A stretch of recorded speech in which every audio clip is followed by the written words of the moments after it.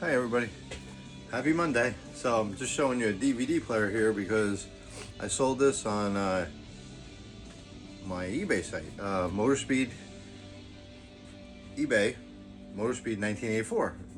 Signs in the background. So I sold a DVD player that I used to take a lot of computers apart. I used to rebuild them, motherboards, anything. I used to rebuild them. I don't know. I just take everything apart. So I know how to pretty much do that too.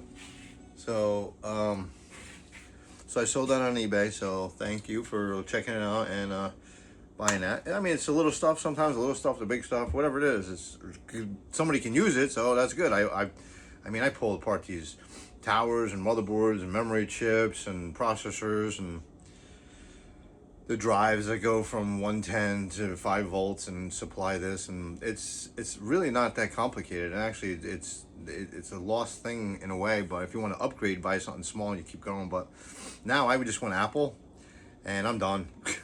I just go Apple, I'm done. I mean, I was doing it for fun and it was when I get my brain going, it's interesting.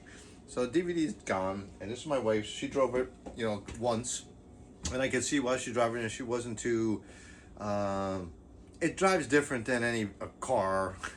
It drives different than an SUV. It drives different than a Suburban. It's a Jeep. And I know the rear end's a little loose. I didn't tell her.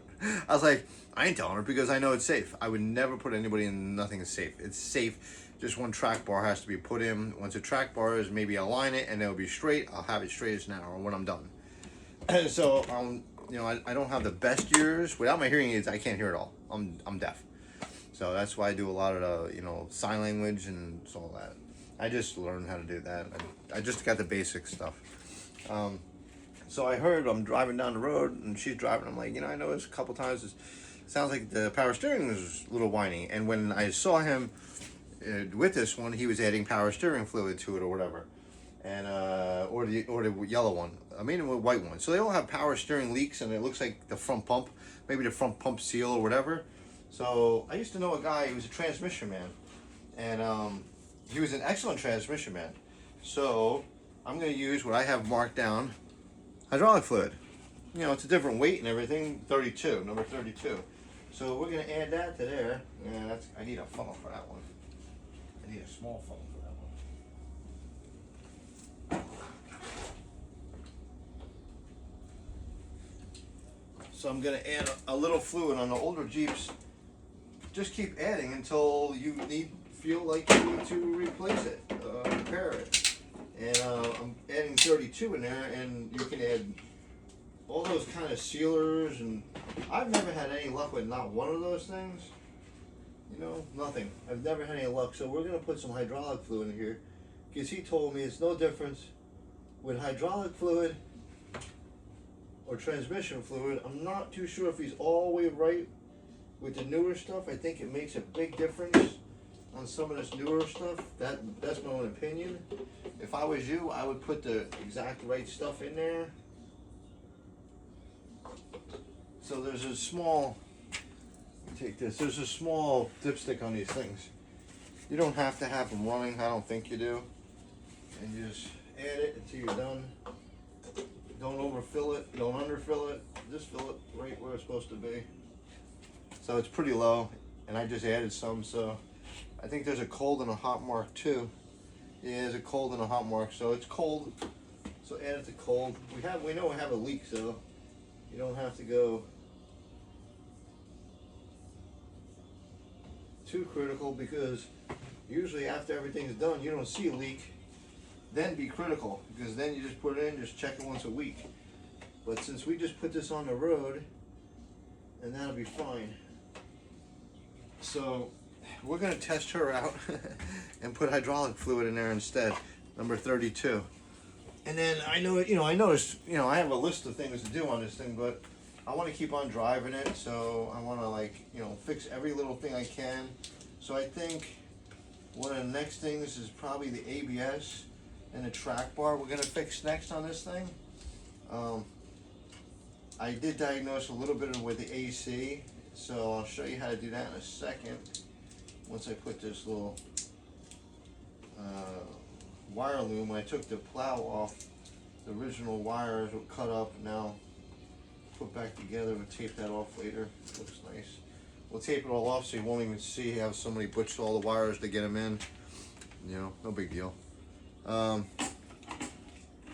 So the AC, what I did was I charged the AC a little bit. I'm going to show you on the other side. On the other side, here's your fitting here. Don't charge this. Is the high side. The high side is always a smaller line. You can take more pressure. The low side is in the back on the TJs right here.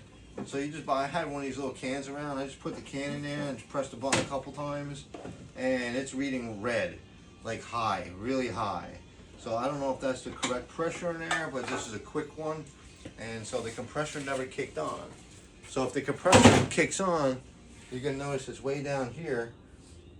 I think it's down here. Yeah, I think it's down. I think it's down here. Yeah, it's right there. You'll notice the clutch. It'll engage, disengage, engage, disengage. That means it's kind of low. And then once it engages all the time, then it's got Freon, and then you just got to fill it up to the right mark. And these are quick. These are nice because these are quick, easy ones to do. If you see it, it's got a gauge right there. You know, you got low, filled, yellow, and red. Red usually means the compressor is bad. That's how I've always found it. And I just got a lot of high pressure in the line. Usually you'll blow a line. I mean, it can go really high pressure. So we're not going to really go on that too much. It might be just a relay, a fuse, seized compressor.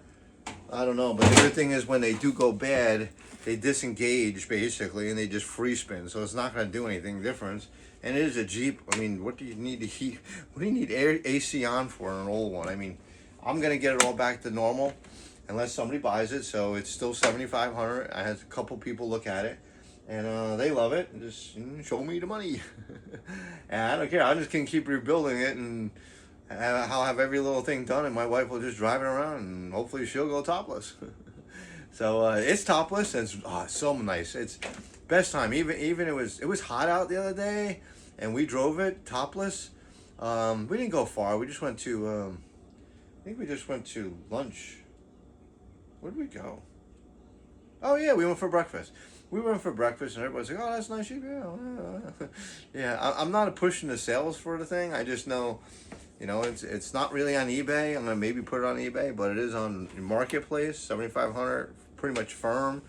I got the best offer of 6,000 so far. I got 2 or 3 offers, but nobody come to pick it up. I'm like, you know, the yellow one is ready to roll. Yellow one is like, just take it. I'll take the plates off and you take it. And that's a really good Jeep. That's really good. I think I got that down.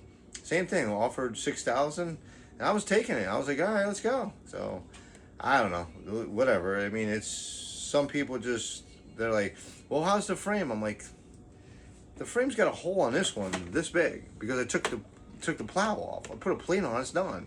You clean it up, you spray it, you paint it, you put some kind of, you know, prevent from, I'm gonna pressure wash all the underneath of them, and after I pressure wash it, I'm just gonna shoot some kind of paint on there to takes the rust that was already originally there and makes it solid. Because there's a lot of buildings that they don't paint. The reason why they don't paint the buildings, the rust is so strong, just leave it be. It is really strong, but you know, after a while, depends which rust is strong. The lighter, these track bars on these things are very light duty, they're thin. So I am looking for a kit to repair one. Maybe you could just repair it and bolt it right to the frame. That's it, it's done. I mean, that's simple. You get another track bar with the, you know, bolt it to the frame, drill some holes through, it's got solid, then you got a solid front end. That's what I'm looking for, so if anybody knows it, do it. And I've been working on, I didn't put too many videos out here because if you notice behind me, I had rigged up a couple different things there. I had rigged up an exhaust fan. The only problem is the exhaust fan is only sucking in. I'm like, exhaust fan is supposed to go out. And the way it's made, it's nice and sealed. I was like, man, but you turn that sucker on, it'll flip the rear doors. It'll pull the doors right out. I was like, holy cow. So it's blowing massive air in here and trying to escape. So I hooked up a little fan up there for now just to open the hatch and go. When it was 100 and something, it was ridiculous in here, but now it's not so bad. So there's a couple things we're going to do on here. I think the ABS sense is more important because that ABS senses an engine light, and that engine light might have something to do with the last code we got to get rid of, that pressure code. So we're gonna get rid of that pressure code and look at the ABS at the same time. So that pressure code is pressure switch, and it looks like LPP. That doesn't make sense. LDD.